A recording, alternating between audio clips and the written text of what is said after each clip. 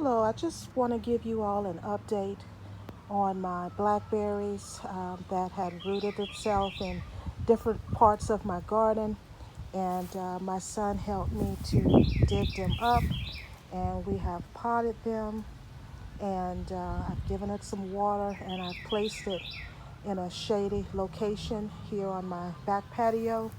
But as you can see, there are 10 blackberry plants total that were, had the roots had run to different areas of my garden, and so we dug them up in hopes of selling them at the farmers market.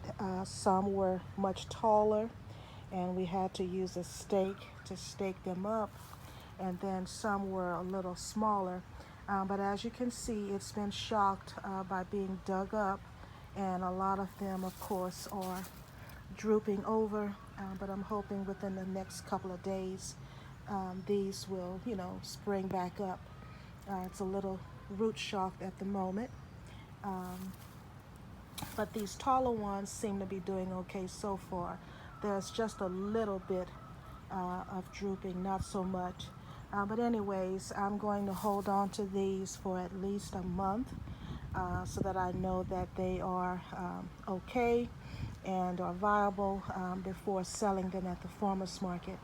But last year, we also dug up several blackberries, and I'm going to show you a couple of them that I have not sold just yet. Okay, so over here in this pot here is one of the blackberries that my son dug up for me last year. And as you can see, it has grown quite a bit, and it's getting ready to flower and set fruit. And so this one, of course, is ready to go to the farmers market.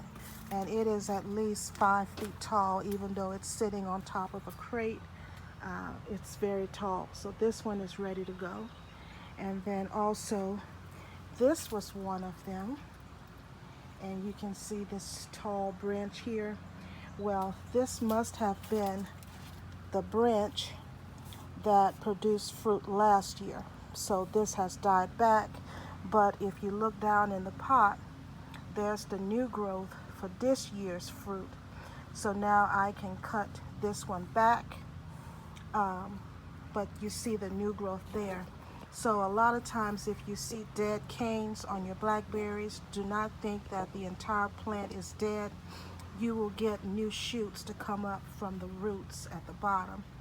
And then over here in this corner is another one that my son dug up last year. And you can see how it has grown, even though it was quite tall when we dug them up. And it is also getting ready to set flowers, as you can see there, and put on fruit. So those two will be going with me to the farmers market on tomorrow, being Tuesday. I think Tuesday, May 3rd.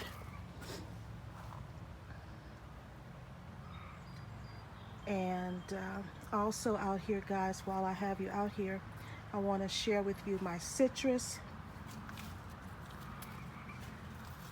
These have been neglected. I just brought them out today. I have a grapefruit here, and this grapefruit gave me one grapefruit last year, which was very delicious. I was even surprised at how sweet it was because normally I don't tolerate grapefruits very well because it's just so sour, but this one was quite sweet. And in the back here I have two Meyer Lemons, one here and one here.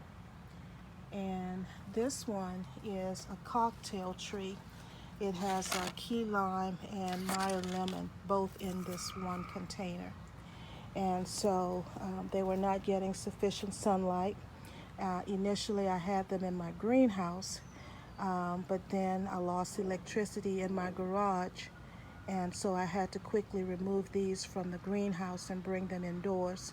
And so where they weren't getting a whole lot of light, and then there were times when I would forget to even water. So hopefully they'll bounce back.